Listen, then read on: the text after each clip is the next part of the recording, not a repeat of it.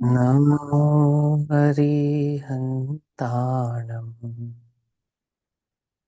नमो सिद्धाणं नमो आयरियाणम्। नमो अध्यायाणम्।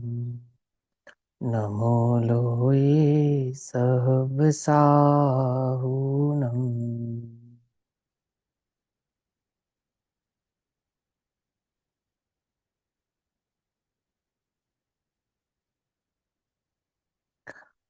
मंगलमय मंगलकरण वीतराग विज्ञान।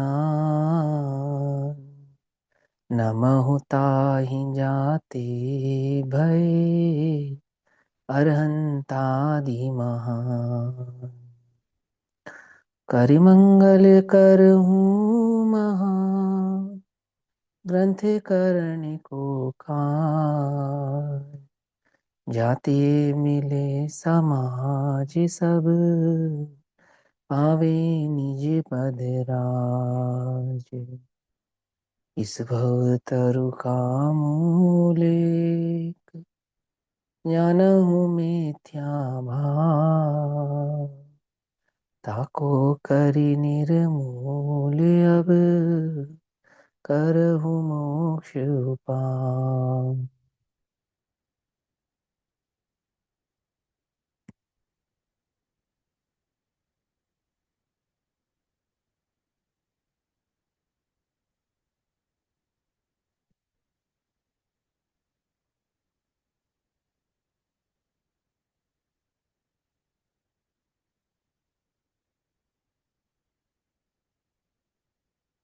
हमारे रात्रिकालीन स्वाध्याय का विषय चल रहा है भागवती स्वरूप पूज्य बहन श्री चंपा बहन के वचनामृत।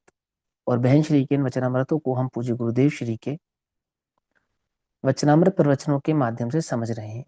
पूज्य गुरुदेव श्री के इन प्रवचनों पर बहन श्री के 71 नंबर के वचनामृत पर और 22 नंबर का जो प्रवचन है वह सभी हम यहाँ पर पढ़ रहे हैं। पेज नंबर 186 186 नंबर का पेज है। और भाव चल रहा है कि शिष्यों को बोध देने का अथवा ऐसा कोई भी प्रतिबंध नहीं होता। माने पराश्रित कोई प्रतिबंध हो ऐसा मुनिराजों के कोई प्रतिबंध होता नहीं है। किसी प्रकार का कोई कार्यभार वे मुनिराजों को लेने का बंधन नहीं है। शिष्य को पढ़ाने का तो है ही नहीं। अपितु इतनी दीक्षाएं करानी पड़ेगी इसका भी नहीं है। इतने शिष्य बनाने ही पड़ेंगे इसका नहीं है। आमुक आमुक स्थानों पर इतने मंदिर बनाने पड़ेंगे, इतनी धर्म स्थापना करनी पड़ेगी, धर्म प्रभावना करने के लिए इतने ग्रंथ छपने पड़ेंगे, छपवाने पड़ेंगे, है ना। गृहस्थों को प्रेरणा करनी पड़ेगी, कितना रुपया खर्च करो, ऐसा करो, ऐसा करो, ऐसा करो, है ना। आमुक स्थानों पे स्कूल बनाओ, ऐसा बनाओ, ऐसा। ये सब मुनि राजों का कार्य नहीं है, ठीक है ना। क्योंकि वो अंतरंग में इतने निष्प्रही हो चुके हैं, इतनी कषायों की मंदता हो गई है। मंदता कहना तो क्या, अभाव हो गया है ना। और शुद्धोपयोगी हैं, आत्मा का अनुभव करने वाले हैं, कर्मबद्ध पर्याय के इस निर्णय को व्यापक रूप से जीने वाले हैं। एक अणु दूसरे अणु का करता नहीं है, इस बात को जानने वाले हैं। वे मुनिराज पराश्रित बुद्धि से तो कोई कार्य करते ही नहीं है। यहाँ कहते हैं कि चरणानुयोग की प्रवचन सार की चरणानुयोग सूचक चूलिका में कहा है कि मुनि कर्म प्रक्रम का अर्थात किसी भी कार्य की व्यवस्था का बोझ अपने सर लेते ही नहीं। समझ गई बात। किसी भी कार्य की व्यवस्था का बोझ अपने सर लेते नहीं। तो किस प्रकार के कार्य हैं जो मुनिराज कर सकते हैं। अब किसी के बच्चे तो पालेंगे नहीं और दुकान आदि खुलवाएंगे तो नहीं। ये कार्य, ये इस प्रकार का तो कार्य बोझ उनके सर होगा ही नहीं। तो कौन सा कार्य बोझ हो सकता है कि मुझे संघ की व्यवस्था करनी है, इतने मुनिराजों का लालन पालन करना है, इतनी दीक्षाएं देनी है, आमुख का कार्य हुआ या नहीं हुआ यह सब देखना है ना। मंदिर आदि बनाने हैं, स्थापना बननी है, उनकी उनकी तिथियां निकाल कर देनी है, उनके मुहूर्त निकालने हैं, है ना। फटाफट वहां पहुंचना है, उस प्रोग्राम में पहुंचना है, वहां जाना है। ये सब काम मुनिराजों के नहीं है। और आचार्य कुंद कुंद देव ने इसका पुरजोर विरोध किया, पुरजोर विरोध एकदम सख्ती के साथ। तो आचार्य कुंद कुंद देव ने अपने मन से कर दिया होगा हम्म, कि ये जैनागम की परिपाटी ही नहीं है। जो निरंतर आत्मा के मनन में लगे रहे उसका नाम मुनि है। जिसके संसार का अंत आ गया है वह संत है।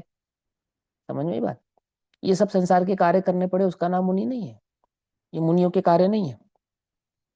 किसी भी कार्य की व्यवस्था का बोझ अपने सर लेते ही नहीं है। जहां वीतरागता प्रकट हुई है, अतीन्द्रिय आनंद की मौज मस्ती में लीन है, वहां उसमें से बाहर निकलना कैसे अच्छा लगेगा, बोलो। और चैतन्य की मस्ती में से बाहर निकलना भाई कैसे अच्छा लगेगा? 4 4 5 5 6 6 घंटों तक मंचों पे बैठे रहना, प्रोग्रामों को देखते रहना, है ना, उन्हें निहारते रहना, हर अंतर मुहूर्त में जो एक समझो नैसर्गिक, क्या कहो, नेचुरल समाइक में जो रहते हैं, नेचुरल, है ना, प्राकृतिक समाइक जिनको चल रही है, प्रति अंतर मुहूर्त में जो शुद्धोपयोगी हैं, आत्मा का अनुभव करने वाले हैं, निरंतर उपयोग की अंतर साधना करने वाले हैं, वे मुनिराजों को क्या नहीं सुहाता?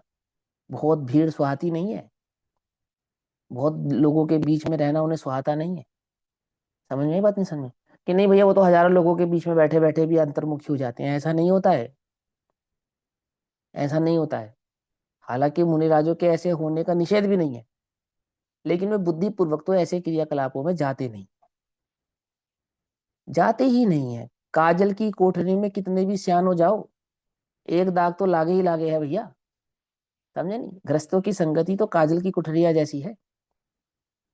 अब, अब कहना नहीं चाहिए ना, ये ऐसा लगता है जैसे हम निंदा कर रहे हैं, लेकिन ये सोचो, विचार करो, हम मुनि बनेंगे तो हमें क्या नहीं करना? अरे क्या नहीं करने का तो अवकाश ही नहीं है, शुद्धोपयोग के सिवा कुछ और रुचता नहीं है ना, अच्छा नहीं लगता है, लेकिन फिर भी, है ना, समझाने की अपेक्षा है।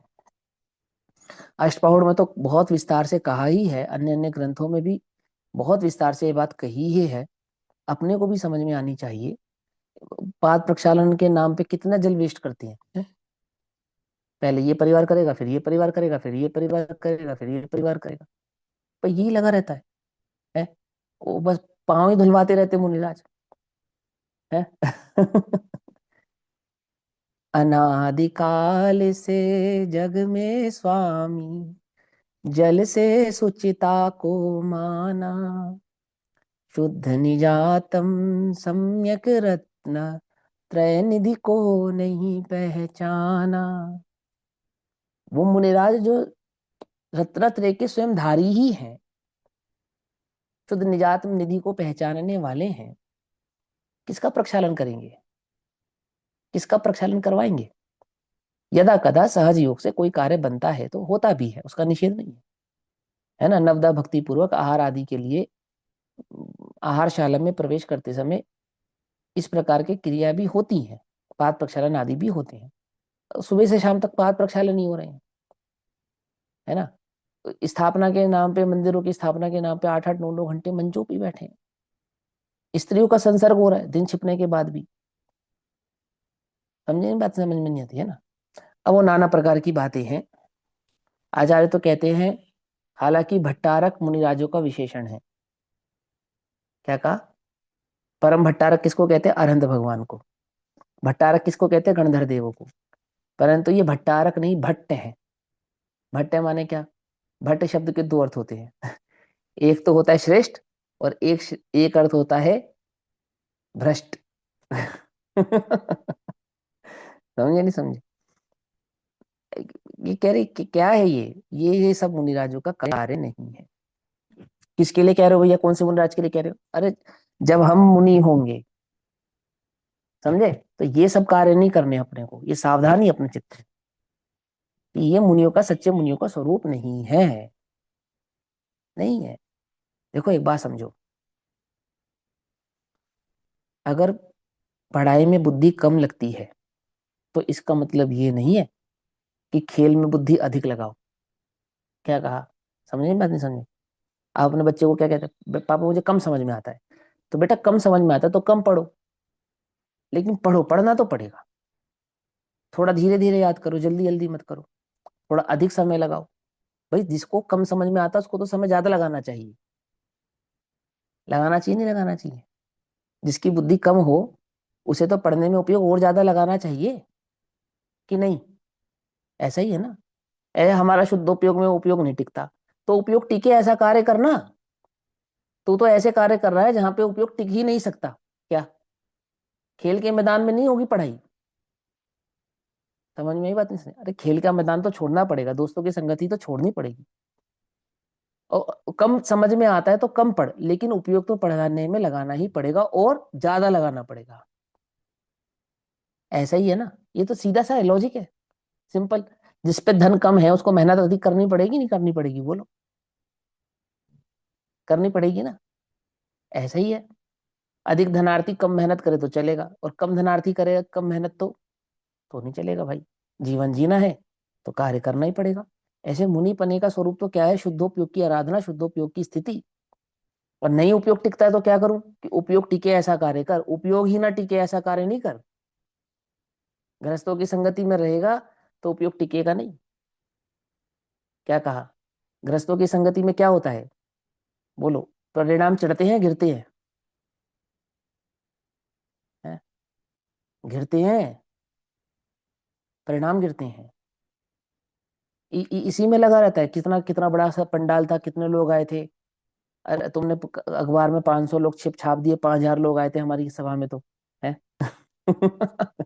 इन्हीं इन्हीं कामों में लगा रहता है। पत्रिका कैसी छपी जरा दिखाओ हमें, हमारा नाम आया नहीं आया, सुंदर छपी है नहीं छपी, ये गलती कर दी, ऐसा करो ऐसा करो, ये सब उल्टे पुल्टे काम है। ये सबसे बचना चाहिए, अपना उपयोग इन सबसे बचाना चाहिए। और सुनो, तुम आत्मार्थी, तुम स्वाध्यशील, तुम भी समझो, अपना उपयोग बचाओ। पांच इंद्रिय के विषय कषायों से बचाओ। जितना बचा सकते हो उतना बचाओ, जितना अधिक बचा सकते हो उतना अधिक बचाओ। और सुनो, बचाकर संतुष्ट नहीं हो, उस बचे हुए उपयोग को स्वरूप की साधना में लगाओ, शुद्ध उपयोग की स्थिरता में लगाओ, अपने आत्मा के अनुभव में लगाओ, उसके विचार में लगाओ, उसके निर्णय में लगाओ। कैसे होता है आत्मा का अनुभव? धारणा में जो प्राप्त ज्ञान है उसको अवधारित किया जाता है, निर्धारित किया जाता है, अर्थात उसमें ऊहापोह की जाती है, उस पर विचार किया जाता है, उस पर मंथन किया जाता है। इसमें लगाओ अपना उपयोग, बार बार लगाओ। कि नहीं हमें तो पता है, पता है तो फिर आत्मा में स्थिर क्यों नहीं हो? हम्म? पता है का क्या मतलब है? पता है कि हमें तो पता है सिगरेट पीने से कैंसर होता है, और सिगरेट पीते पीते ये बात कह रहे हैं। हमें पता है इसको पीने से कैंसर होता है, तो पता है या नहीं पता है? हमें तो पता है जहर खाने से मर जाते हैं, फिर तो खाना चाहिए नहीं खाना चाहिए? कि नहीं खाना चाहिए? क्या कर रहे हो कि जहर खा रहे हैं? अरे कैसी बात कर रहे हो? हमें तो पता है भैया पांच इंद्र के विषयों में सुख नहीं है, फिर अब उपयोग तो पांच इंद्र के विषयों में ही है, तो नहीं पता है। नहीं पता है, एक्चुअल में नहीं पता है, ये समझना पड़ेगा, अंदर में निर्णय करना पड़ेगा, अपने उपयोग को बचाना पड़ेगा। यह मुनिराजों के स्वरूप की बात चलती है। वहां कहते हैं, व्यवस्था का बोझ अपने सिर लेते ही नहीं। जहां वीतरागता प्रकट हुई है, अतिंद्रिय आनंद की मौज मस्ती में लीन है, वहां उसमें से बाहर निकलना कैसे अच्छा लगेगा। आहा, जिसे एकाकी होकर सादी अनंत सिद्ध रूप से रहना है। मैं एकाकी, एकत्व लिए ही सब ही याद है। जो निरंतर बारह भावनाओं का चिंतन करते हैं, जो निरंतर संसार की असारता के स्वरूप को समझते हैं, जिन्हें चार गति के दुख दुख रूप ही लगते हैं, जिन्हें अब संसार में रहना अच्छा नहीं लगता है, जिन्होंने मोक्ष के मार्ग को ही अपना मार्ग बनाया है, जिन्होंने गृहस्थ अवस्था त्यागी है, मुनिव्रत धारण किया है, शुद्धोपयोग की साधना हेतु से तीन कषाय चुकड़ी के अभाव रूप स्वरूप की स्थिरता पूर्वक जो अपने उपयोग को निरंतर आत्मा में लगाए रखते हैं, ऐसे एकाकी होकर सादी अनंत सिद्ध पने रूप से रहना है, ये लक्ष्य जिनका है, उसकी साधना दशा भी उसी प्रकार की होती है। समझे? उसकी साधना का क्या विषय नहीं होता भैया? गृहस्थों के दो रोटी पकाने का साधन तो हमें कर कर जाना चाहिए, नहीं कर कर जाना चाहिए? बोलो बोलो। अरे ये काम मुनिराजों का नहीं है भाई, ये समझो। ये अब ये बात इतनी कठोर लगती है, लेकिन ये जैन दर्शन का इतना जबरदस्त प्राण है, ये समझे बिना तो कार्य बनता नहीं। समझे? वीतरागता का मार्ग का अर्थ समझते हो ना? क्या है वीतरागता का मार्ग? बोलो। सारा सारा जगत कहेगा कितनी कठोरता की बात है। मुनिराज के कमंडल में पानी है और कुत्ता प्यासा है, क्या करें? पानी पिला दें? मुनिराज तो पिलाते नहीं है, कि बड़े कठोर हैं, कि हाँ कठोर है ना। क्या कठोर है? आपको मालूम है डॉक्टर भी कठोर होता है, मवाद निकालने के लिए चीरा लगाना पड़ता है उसे। समझे? शरीर की चीर पार करता है तो शरीर का रोग ठीक होता है। कठोर नहीं है डॉक्टर, बोलो। अहो कठोरता नहीं है वो, जो तुम्हें कठोरता दिखाई दे रही है। आती हुआ समझ में नहीं आती? माँ कठोर होती है नहीं होती, बोलो। चूल्हे के पास जाता हो बच्चा तो थप्पड़ लगाती है, बोलो कठोर होती है नहीं होती है? होती है। कितनी कठोर होती है माँ? तो डॉक्टर कह देवे इसे मीठा मत देना मर जाएगा, रोता है बिलखता है, थप्पड़ लगाती है, मीठा नहीं देती। कभी पुचकारती है, कभी प्यार से समझाती है, कभी डांटती है, कभी मारती है, पर मीठा नहीं देती। क्यों? क्योंकि पता मर जाएगा। समझे? ये मुनिराजों का सिद्धांत नहीं है। कौन सा सिद्धांत? कि भूखे को पहले रोटी खिलाओ फिर उपदेश देंगे। कि भूखे पेट भजन नहीं होता। नहीं होता ना? है। मुनिराज कहते हैं अनादि से तेरा पेट कोई भर ही नहीं पाया, हम भी नहीं भर पाएंगे। समझे? ये नहीं समझे? पहले तेरे विषय की पूर्ति करें और फिर तुझे धर्म ध्यान कराएं। बोलो, ये मुनिराजों का मार्ग ही नहीं, ये तो ओशो का मार्ग है, रजनीश जैसों का मार्ग है। क्या? कि जिनके विषयों की पूर्ति हो जाती है उनका उपयोग अपने आप ही शांत हो जाता है, और शांति ही धर्म है। बोलो, विषयों की पूर्ति होने से कौन सी शांति हो जाती है? कौन सी शांति हो जाती है? नरकों में तो एक बूंद पानी मिलेगा नहीं, फिर क्या करेगा? एक इंद्रिय आदि अवस्थाओं में कौन पानी पूछने वाला है, तो वहां क्या करेगा? कौन पिलाएगा? कौन से मुनिराज जाएंगे वहां पानी पिलाने के लिए, बोलो? सात नरकों में इतनी प्यास है, इतनी प्यास है कि पूछो मत। मिथ्या दृष्टि तो छोड़ो, सम्यक दृष्टि भी प्यास है वहां। क्या कहा? अरे सम्यक दृष्टि छोड़ो, अगले भाव में तीर्थंकर होने वाले हैं ना, वो भी प्यासे हैं वहां। क्या? जो राजा सैनिक है ना, अगले भाव में तीर्थंकर होंगे, श्री कृष्ण तीर्थंकर होंगे, लक्ष्मण तीर्थंकर होंगे, रावण तीर्थंकर होंगे, लक्ष्मण गंधर बनेंगे, रावण तीर्थंकर होंगे, प्यासे हैं वहां। प्यास से बिलख रहे हैं इस समय। बोलो, कोई किसी देवता को तो इच्छा होनी चाहिए ना पानी पिलाने की। कोई मुनिराज को तो विकल्प होना चाहिए ना, कि भैया हम देव हो जाएं और फिर वहां वो राजा सैनिक को पानी पिलाने जाना है। तीर्थंकर होने वाला है भैया, प्यासा है, अच्छा नहीं लगता। तो किस किस को पिलाएंगे? किस किस को पिलाएंगे? जो सामने आ जाएगा उसको तो पिला ही देंगे। ये काम ही नहीं है उनका।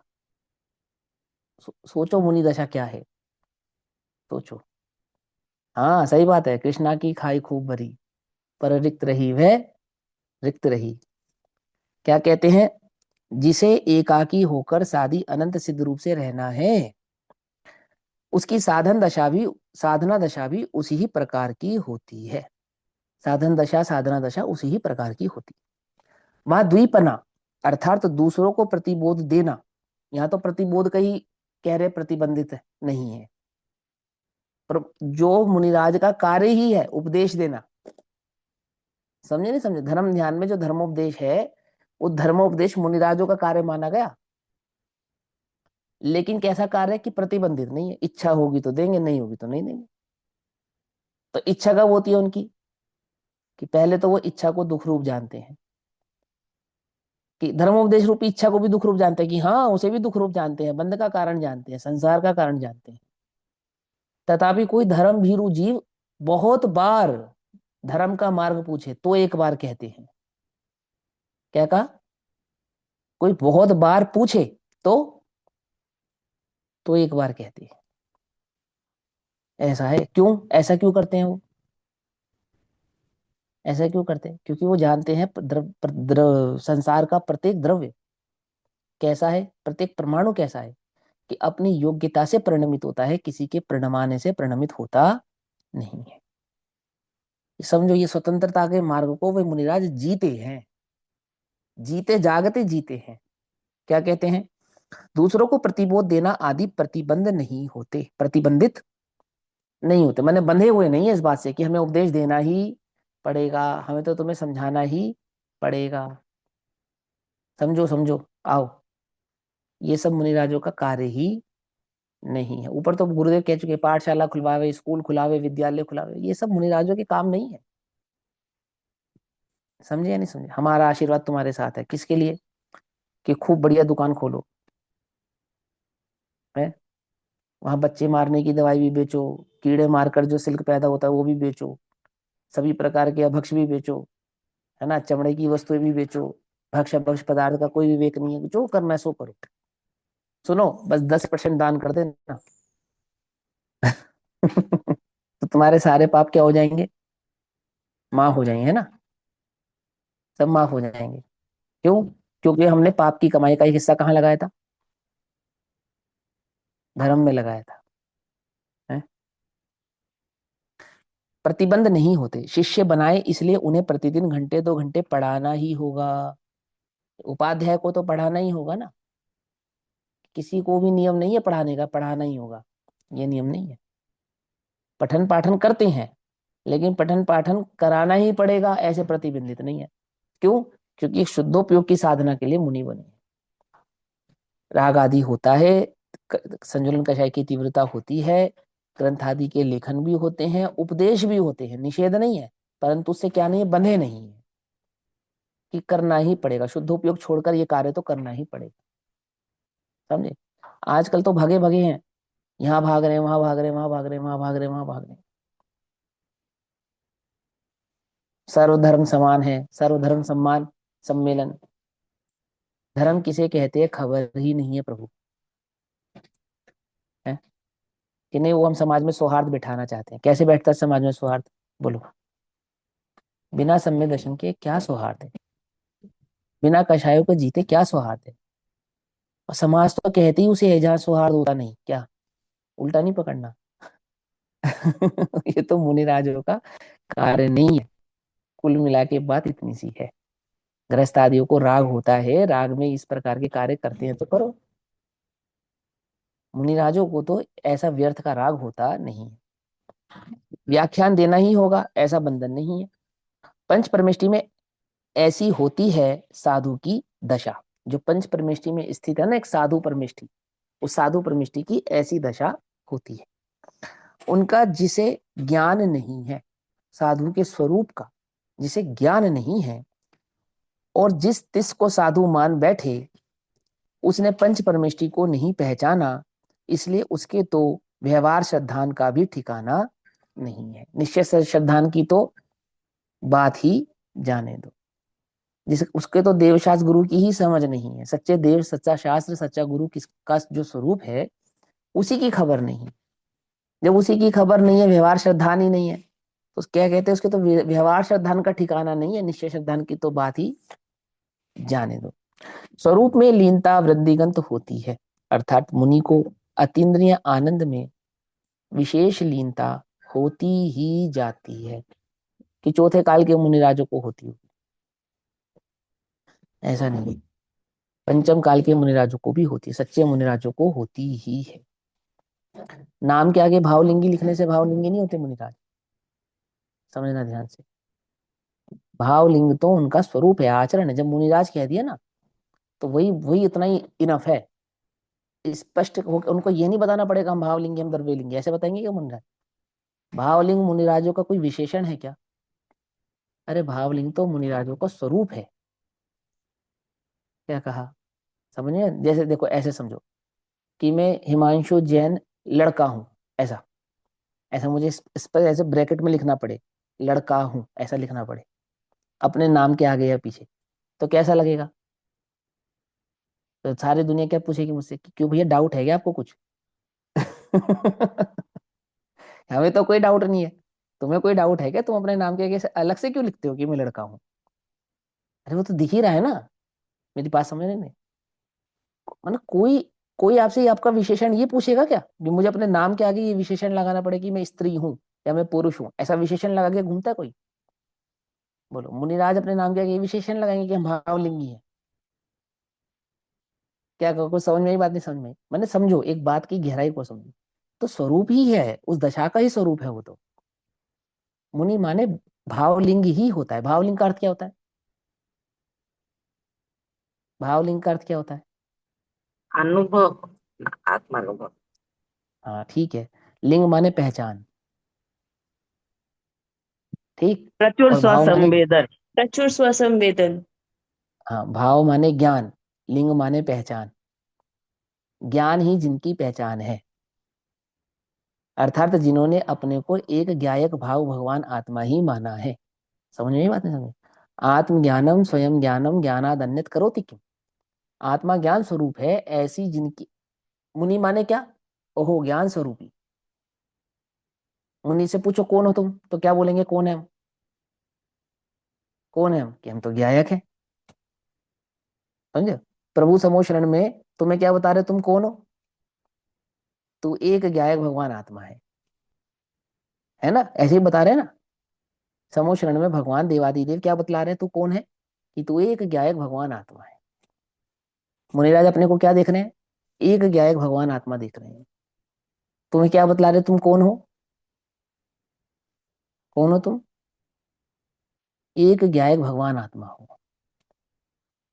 एम नक्की कर, क्या नक्की कर, कि तू प्रभु है। पांचों परमागम क्या कह रहे हैं, षटखंडागम क्या कह रहा है, चारों अनुयोग क्या कह रहे हैं, द्वादशांग आपसे क्या कह रहा है, यही तो कह रहा है कि तू चैतन्य ज्ञायक भगवान आत्मा है, तू चैतन्य ज्ञायक भगवान आत्मा है, तू चैतन्य ज्ञायक भगवान आत्मा है। तू तू चैतन्य ज्ञायक भगवान आत्मा को भूलता है ना, तो तेरी संसार में ये दशा होती है। ये दशा ना हो इसके लिए मैं क्या करूं, कि तू पहचान कर अपनी, की कौन है तू, कौन हूं मैं, कि मैं एक चैतन्य ज्ञायक भगवान आत्मा हूं, शुद्धात्म है मेरा नाम, और मात्र जानना मेरा काम, इसकी जिसे खबर पड़ी है, अर्थात आत्मा ही जिसकी पहचान है, ज्ञान ही जिसकी पहचान है, जिसका समस्त श्रम एकमात्र ज्ञान स्वभाव के लिए है, कौन है वो श्रमण है।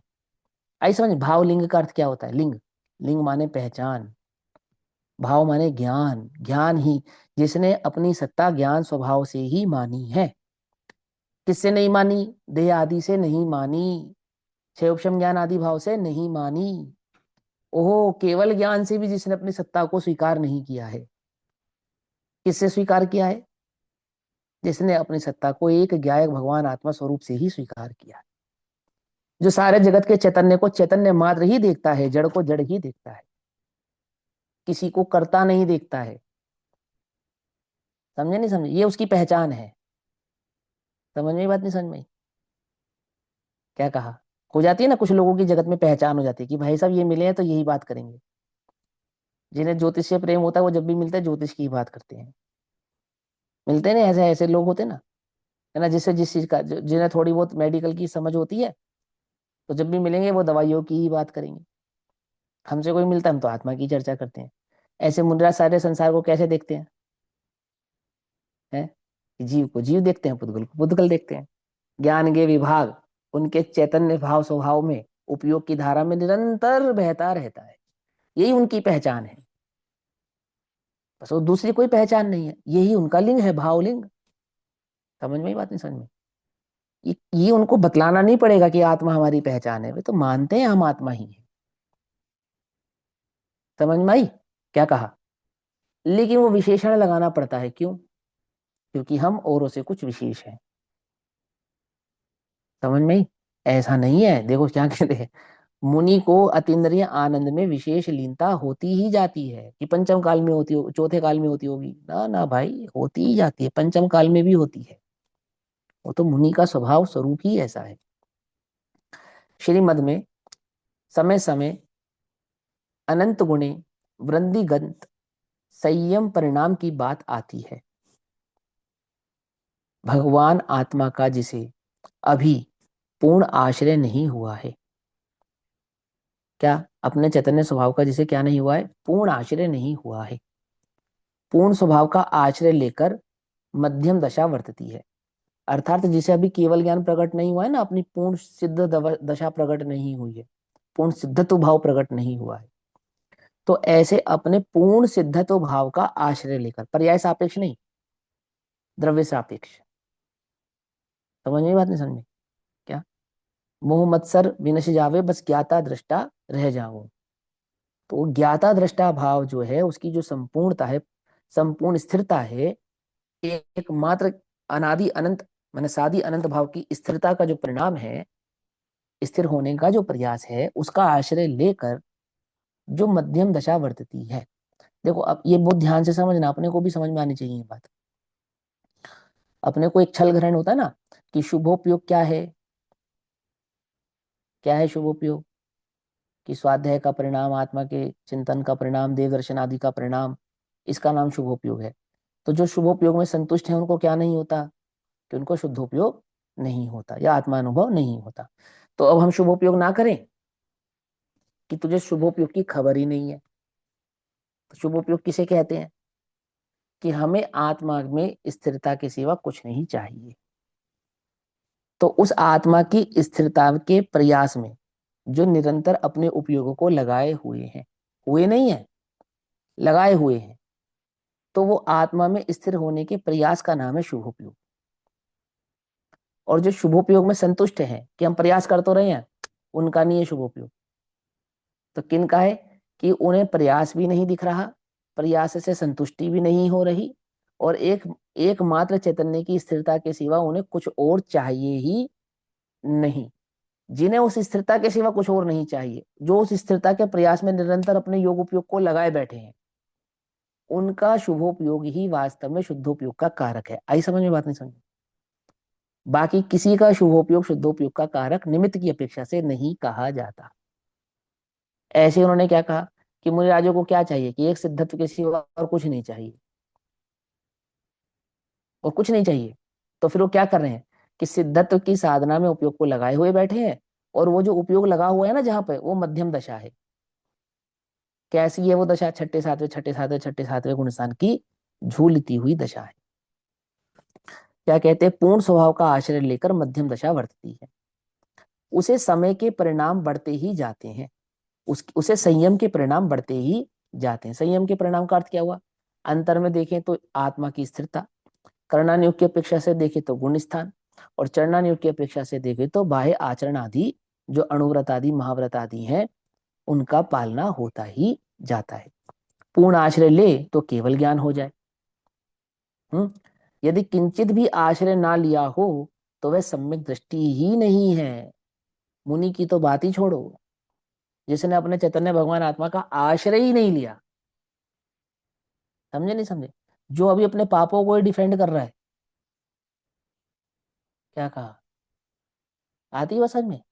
जो अभी, जिन्हें तो अभी यही समझाना पड़ रहा है सारे जगत को, जो हम पाप कर रहे हैं ये जायज है, उनकी बात नहीं है। हमारे जो विषय कषाय हैं ये हमारे जायज हैं, हमारे जो उल्टे पुल्टे काम है ये हम कर सकते हैं, करने योग्य हैं, हम नहीं करेंगे तो कौन करेगा, और ये तो धर्म का काम है, ये उनकी बात नहीं है। तस्य देशना नास्ति, उनकी बात नहीं कर रहे हम यहाँ पर। समझे नहीं समझे, हम तो उसकी बात कर रहे हैं जिसे स्वरूप समझ में आए, उसको समझा रहे हैं, उसको कह रहे हैं। क्या कह रहे हैं यहाँ पर, यदि किंचित भी आश्रय ना लिया हो, किंचित भी यानी जरा भी आश्रय ना लिया हो, किसका, चैतन्य भगवान आत्मा का, उसे उसे तो सम्यक दर्शन भी नहीं होगा, वो तो सम्यक दृष्टि भी नहीं है।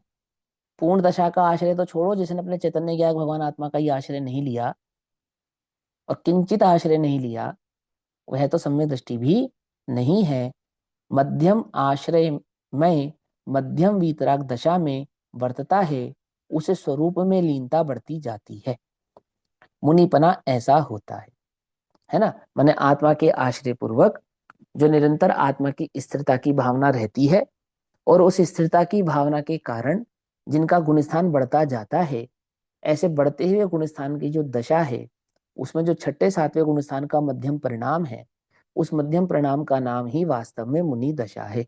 14 गुणस्थानों का मध्यम क्या हो गया, सातवां गुणस्थान। ठीक, तो जो अनंतर के गुणस्थान हो गए ना मध्यम के, 6 7 8 9, ये कौन से गुणस्थान कहलाएंगे, ये मध्यम गुणस्थान कहलाएंगे। तो इन मध्यम गुणस्थानों में जो वर्तता है, इसको कहते हैं मध्यम दशा। इस मध्यम दशा का नाम ही वास्तव में मुनि दशा है। ऐसा।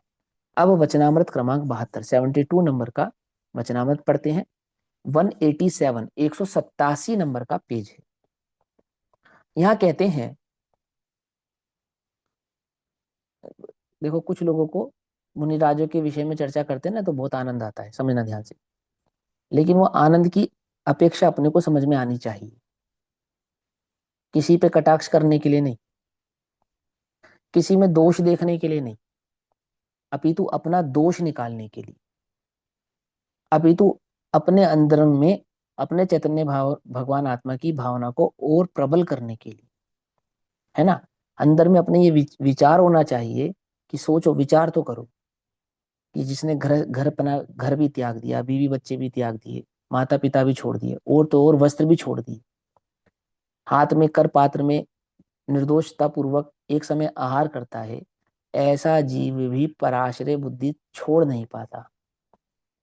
ऐसा विचार करो, ऐसा जीव भी संसार में आत्मा का आश्रय नहीं ले पाता, तत्व में भूल कर जाता है। सोचो, सोचो, मैं यदि उस आत्मा के स्वरूप को भली प्रकार से अपने उपयोग में नहीं लूंगा, तत्व का आश्रय भली प्रकार से नहीं लूंगा, तो मेरी क्या दशा होगी? समझे? जिसने इतना सब त्याग दिया, तो भी वो आत्मा का आश्रय भली प्रकार से नहीं ले पाया।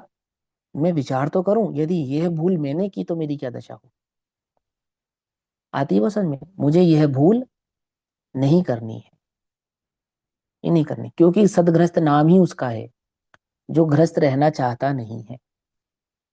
क्या चाहता है? वो तो मुनि होना चाहता है, तो उसको गृहस्थ कहते हैं। जो अपने को भगवान देखता है उसे सम्यक दृष्टि कहते हैं। क्या? पर्याय अपेक्षा से जो मुनि होना चाहता है, हो नहीं पा रहा है, उसको गृहस्थ कहते हैं। जो मुनि ही नहीं होना चाहता, जिसे मुनि बनने की भावना ही नहीं है, अपितु जो ये सोचे बैठा है कि पंचम काल में तो मुनि होते ही नहीं है, मुझे बनना ही नहीं है, वो तो जब बनना होगा तब मैं बन जाऊंगा, उसके लिए नहीं है, ये छल ग्रहण नहीं करना। यहाँ तो मार्ग विपरीत है। यहाँ तो कहते हैं कब धन्य सो अवसर पाऊं, कब धन्य सो अवसर पाऊं, जब निज में ही रम जाऊं, कर्तादिक भेद मिटाऊं, रागादिक दूर भगाऊं,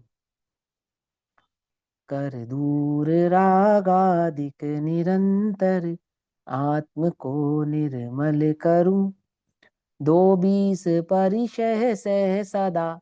ये दो बीस परिशह कौन सहते हैं? किसके होते हैं? दो बीस यानी 22 किसके होते हैं? मुनिराजों के होते हैं।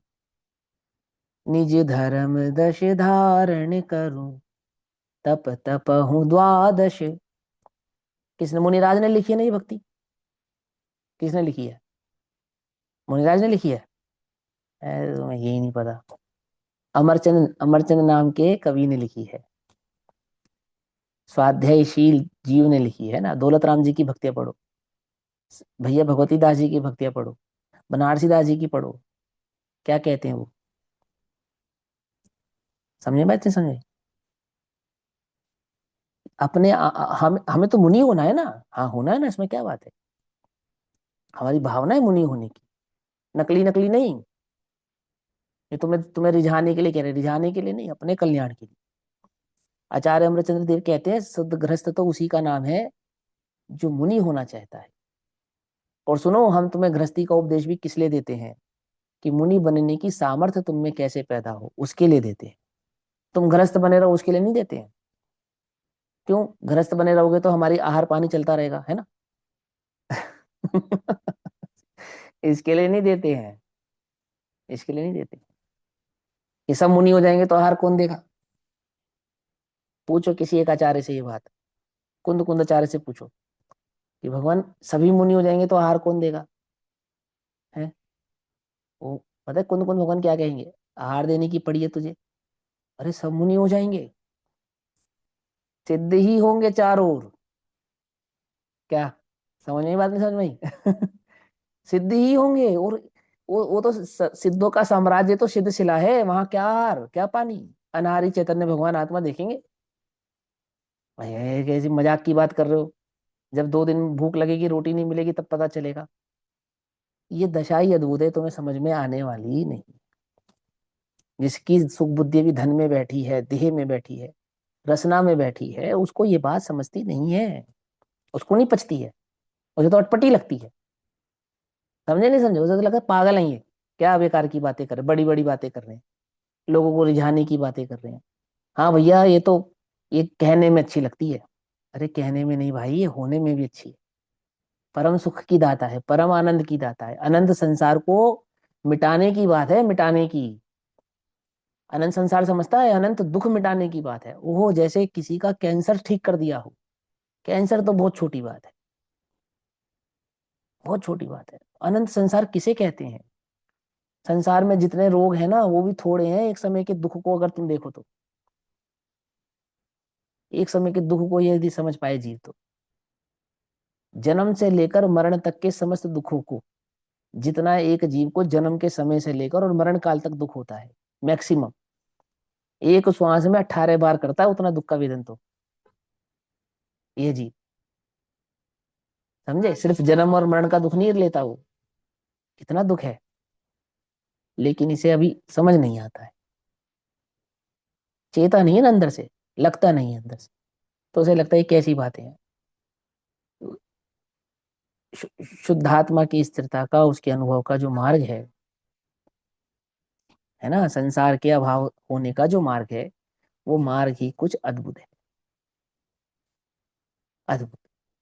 देखो क्या कहते हैं, अखंड द्रव्य को ग्रहण करके प्रमत्त अप्रमत्त स्थिति में झूले, वह मुनि दशा है। माने प्रमत्त और अप्रमत्त यानी छठे सातवें गुण स्थान में झूले, वह मुनि दशा है।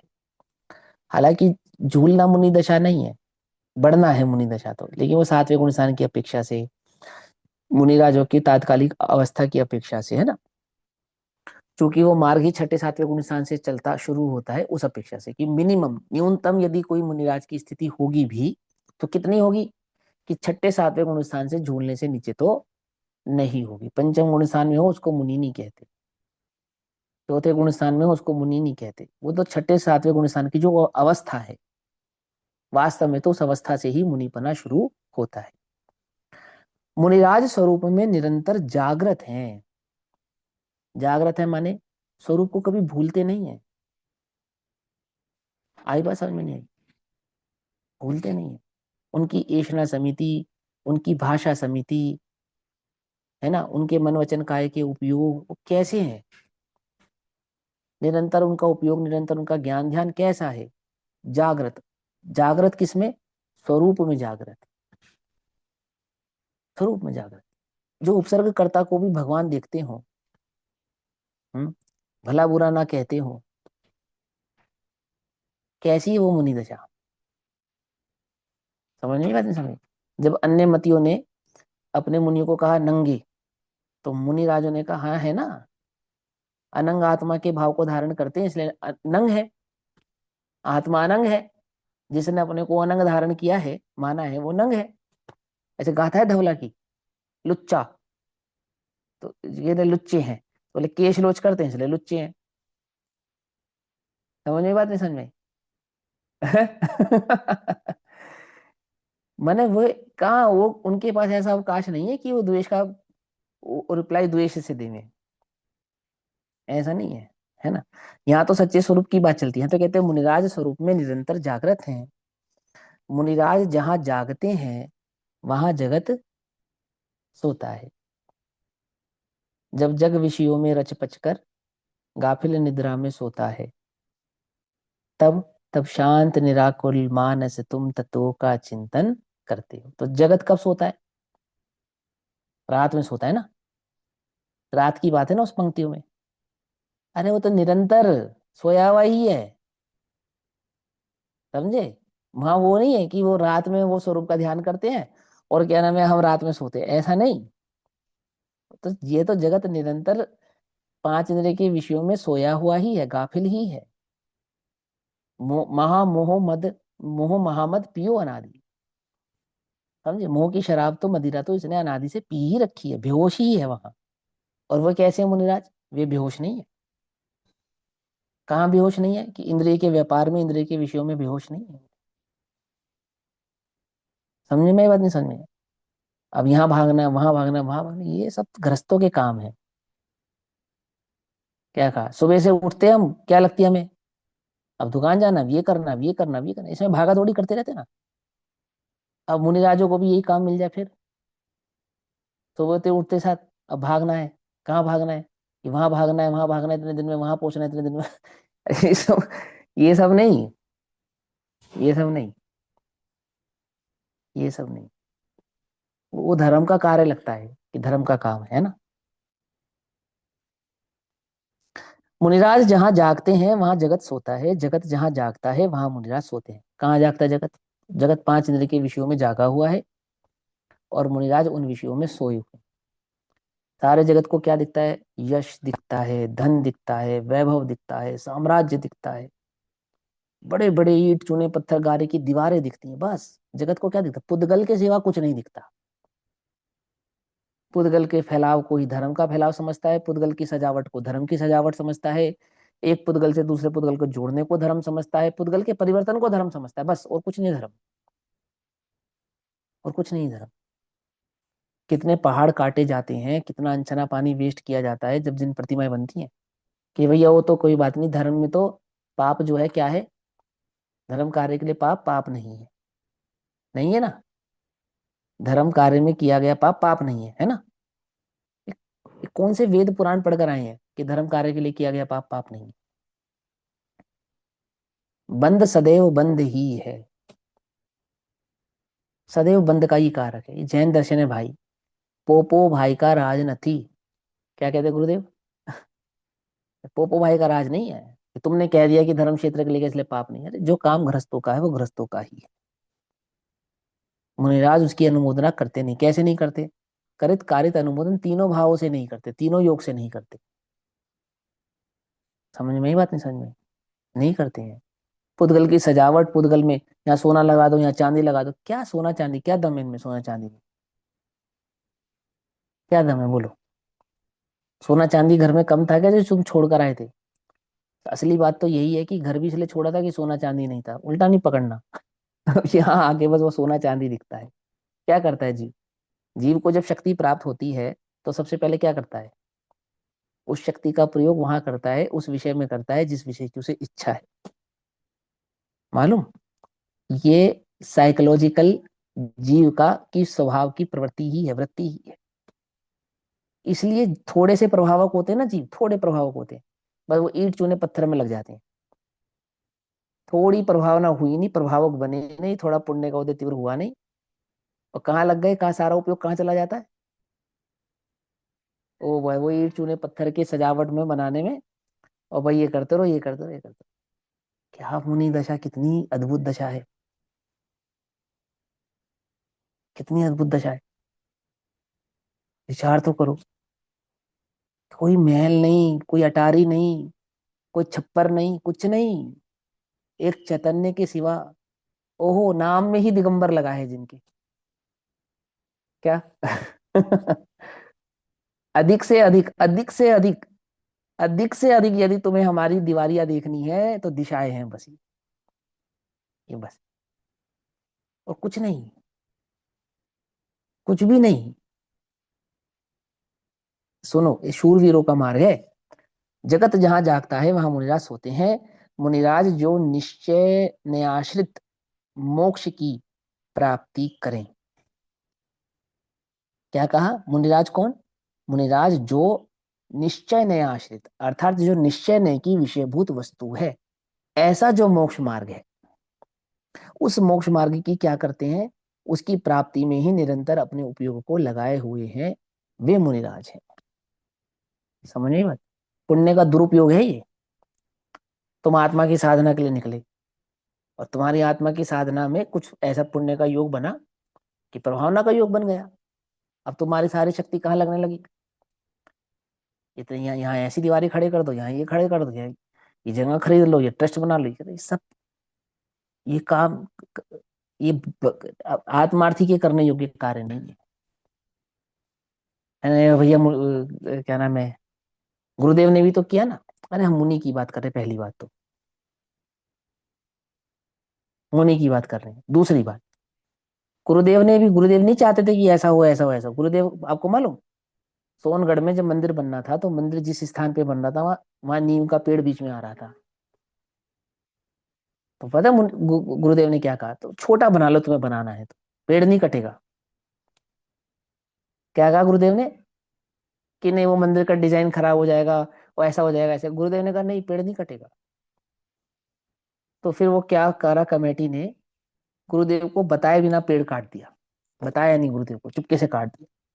तो गुरुदेव ने उपवास किया, उपवास किया और बहुत बुरा समझा उस बात को, और कहा, बिल्कुल आलोचना की उस बात की कि नहीं ये गलत किया, ये नहीं करने योग्य कार्य था। समझे नहीं समझे, ये होती है, ये निष्प्रयता होती है, कि नहीं वो सारी दुनिया देखेगी, सुंदर बनेगा तो सबको पता लगेगा कितना भव्य बनाया है और हमारे नाम से बनेगा, और गुरुदेव के नाम से बनेगा तो अच्छा ही बनना चाहिए ना, है? क्यों? अरे भाई, ये सब इस विकल्प में नहीं थे गुरुदेव। अद्भुत, अद्भुत दशा थी उनकी, गृहस्थ दशा थी, अद्भुत अवस्था थी, समझो। एक आत्मार्थी ये सब चक्करों में नहीं पड़ता है। ये निचली भूमिका वाले जीवों के काम है। उनको प्रभावना का सहयोग बनता हो, सहज ये कार्य होते हो, पुद्गल में जैसा परिणमन होना होता हो, होता है, होता है। गणधर नहीं उपदेश करते समुचरण रचना कराने की, अरंत तो करते ही नहीं है। कौन कहता है इंद्र को कि समुचरण बनाना है? कोई तो कहता ही होगा। कौन कहता है? सहज विकल्प होता है उसे, बस। सदग्रस्तों को सहज ही विकल्प होता है कि वो मंदिर भी बनवाते हैं, निर्माण भी करते हैं, है ना? धर्म की प्रभावना में जितने योग होने होते हैं सब करते हैं। सदग्रस्त आप वो आप ही करते हैं। आपको अपनी साधना बिगाड़ने के लिए उसकी जरा भी रंच मात्र भी आवश्यकता नहीं है। अपने उपयोग को भ्रष्ट करने की रंच मात्र भी आवश्यकता नहीं है, रंच मात्र भी। किनको, किन की बात कर रहे हैं हम? त्यागियों की बात कर रहे हैं, मुनिराजों की बात कर रहे हैं, सच्चे आत्मार्थियों की बात कर रहे हैं, जिन्होंने गृहस्थपना इसलिए त्यागा है कि उन्हें स्वरूप की आराधना के सिवा दूसरा कोई कार्य नहीं करना है। उनके लिए कह रहे हैं, और अपने लिए भी, अपने लिए भी। अपना उपयोग कहाँ नहीं लगाना कभी, है? कि जिन मंदिर में जाओ हो कितना भव्य है, ऐसी अनुमोदना मत करना। तो क्या अनुमोदना करें? भगवान को देखना, उनके द्रव्य देखना, गुण देखना, पर्याय देखना। जो जानति अरहंतम दब्बत गुणत पज्जयते हिम, वो देखना, उसकी अनुमोदना करना। ईट चूने की बन करना अनुमोदना, तीन कान में नहीं करना। समझ में आई बात? नहीं समझ में आई? क्या कहा? वो है सच्चा आत्मार्थी, जो धन की अनुमोदना करे, धन के कार्यों की अनुमोदना करे। वो आत्मार्थी नहीं है, नहीं है, और नहीं है। समझ में आई बात? समय सार सोने का छपे, अरे वाह वाह, और कागज का छपे तो अरे गाथा, गाथा का रस ले भाई, सोने का रस मत ले, चांदी का रस मत ले। छापने वाला सोने का भी छापेगा, छापने वाला चांदी का भी छापेगा, लेकिन आत्मार्थी रस तो गाथा का लेगा, सोने चांदी का नहीं लेगा। समझ में आती बात? नहीं समझ में आती? ये नहीं समझ में आती है? धन बुद्धि त्यागेगा तो धर्म बुद्धि होगी। धन बुद्धि नहीं त्यागेगा तो धर्म बुद्धि नहीं होगी। इसको थोड़ा और रिफाइन करो। पुद्गल बुद्धि त्यागेगा, अजीव की बुद्धि त्यागेगा तो वो आत्मा की बुद्धि होगी। समझा? और अजीव की बुद्धि नहीं त्यागेगा तो आत्मा की बुद्धि तीन काल में नहीं होगी। धर्म कहाँ होता है? जहां आत्म बुद्धि होती है। धर्म कहाँ नहीं होता है? जहां अजीव की बुद्धि होती है। जहां दृष्टि, जहां उपयोग पुद्गल पे होता है, वहां धर्म नहीं होता है। जहां चैतन्य पे उपयोग होता है, और कैसा चैतन्य? पर्याय रहित का चैतन्य। समझे? अपने चैतन्य की पर्याय की परवाह नहीं है उसे, तो सारे जगत के पुद्गलों की पर्याय की परवाह करेगा क्या वो? क्या कहा? कुछ समझ में आई बात? नहीं समझ में? क्या कहा? जिसे अपने चैतन्य की ही पर्याय की दरकार नहीं हो, वो सारे जगत के पुद्गलों की पर्याय देखता फिरेगा कि किस पुद्गल की कौन सी पर्याय कहाँ हो रही है। आत्मार्थियों का यह लक्ष्य होता ही नहीं है। उनके लक्ष्य किए बिना ही उनके योग से सहज प्रभावना होती भी है, हो भी जाती है, उसका निषेध नहीं है। लेकिन आत्मार्थियों का तो यह लक्ष्य होता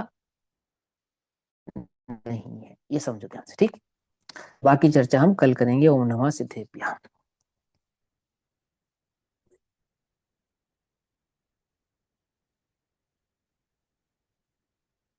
निज निधि निज में बताई, यह अनंत उपकार है। उसके लिए जिन वाणी माँ को वंदना शत बार।